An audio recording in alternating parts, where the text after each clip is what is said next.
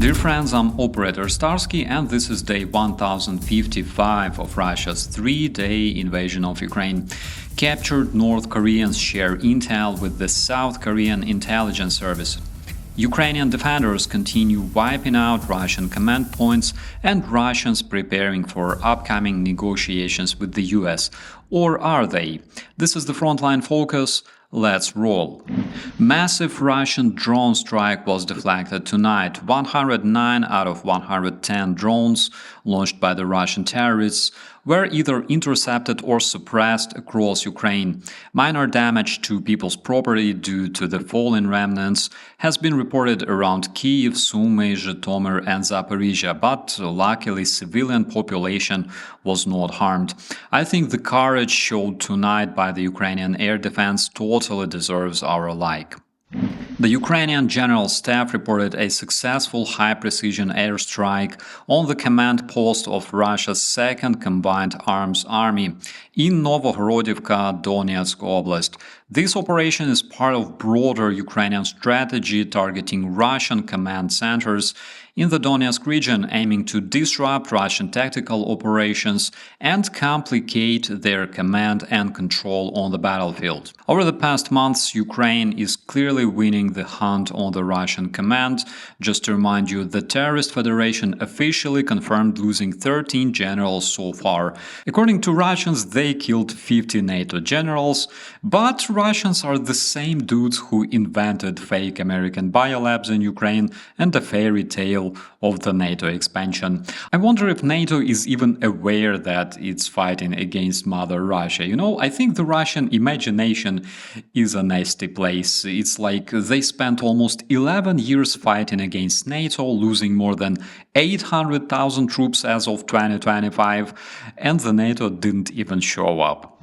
South Korea's National Intelligence Service confirmed that Ukrainian forces captured 2 North Korean soldiers during combat operation in Kursk Oblast on the 9th of January.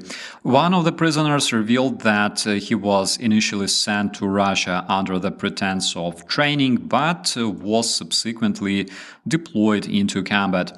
Both soldiers reported suffering from food and water shortages and indicated that DPRK troops have experienced significant losses. You may ask, what kind of shortages was he talking about? How come the Russian superpower lacks food supplies for its troops? Fact is, Russian command is completely desperate, because when you send your troops into a meat assault on golf carts, motorbikes and Ladas, apparently things ain't going well for you. At the same time, my dear friends, you haven't seen everything yet. I predict that if the Russian insanity goes on like that, soon we will see them riding horses, donkeys, and possibly Douglas McGregor. According to Ukrainian defenders on the ground in Kursk Oblast, the DPRK troops prefer attacking in bigger groups, which is literally their only advantage.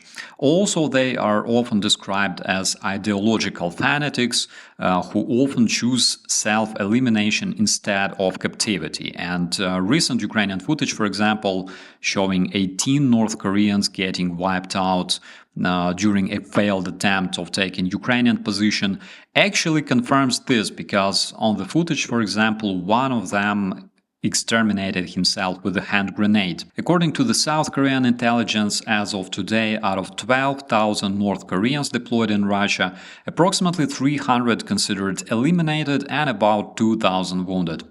And if you ask me, considering the notorious Russian meat grinder tactics, I don't really see any of these North Koreans returning home. People's biggest anticipation of year 2025, actively discussed in the media, is undoubtedly the upcoming negotiations between elected American President Donald Trump and internationally wanted war criminal Vladimir Putin. What we have today is several key opinions about possible results prevailing in the society. Opinion number 1, Trump will increase military support to Ukraine and force Russian terrorists to de-escalate. Opinion number 2, Trump will cut military aid to Ukraine and force Ukrainian people to capitulate to the Russian terrorists. But no matter which opinion prevails, for some reason people are extremely hopeful, including myself, to see the war ending in 2025. At the same time, I think that it's highly unrealistic. First, Russia, through its spokespeople like Simonyan, Peskov, Lavrov, and other officials, made it clear that it won't agree to freeze the war. Recently, Russian terrorists confirmed they are ready to negotiate, but on a condition that the Russian demands are accepted. Just to remind you, according to those demands, Ukraine basically disappears as a sovereign country. And Russians want to reach this goal either diplomatically or using genocide. It doesn't matter much to them. The end goal for Putin is this glorious victory over the evil West, Ukrainian territories attached to Russia, also the new Russian border that is secured along the Carpathian Mountains, and the terrorist Russian regime becoming stronger tenfold. Also, it's a good excuse for other dictators around the world to achieve their goals using power and genocide. But the fact is, Russia didn't start this war in order to just grab Donbass, Kherson, and Zaporizhia. Their demands in 2022 were extremely clear and involved whole Ukraine. Freezing the front line where it is today equals a death wish for Putin, and he knows that.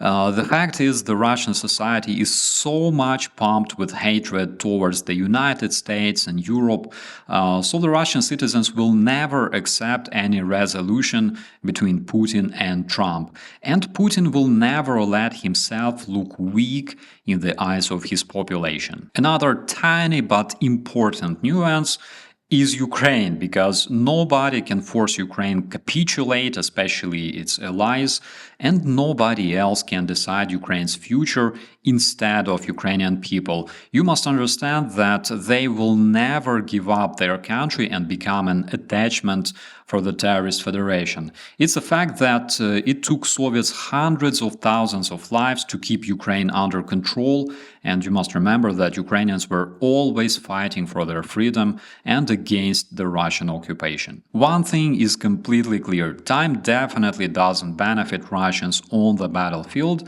but at the same time it does benefit them in terms of disinformation, because they're really good at brainwashing Western society.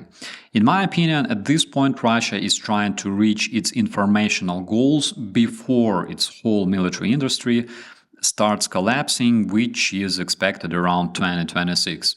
Will they make it? Well, if the informational threats keep being ignored like today, they definitely will. On the other hand, if the civilized countries develop strong tools for debunking Russian disinformation and shutting down Russian propaganda channels that make Western allies hate each other, and also invest in promoting unity and respect between allied nations, which is crucial, only then we will have chance to withstand the Russian hybrid attacks and possibly win this war.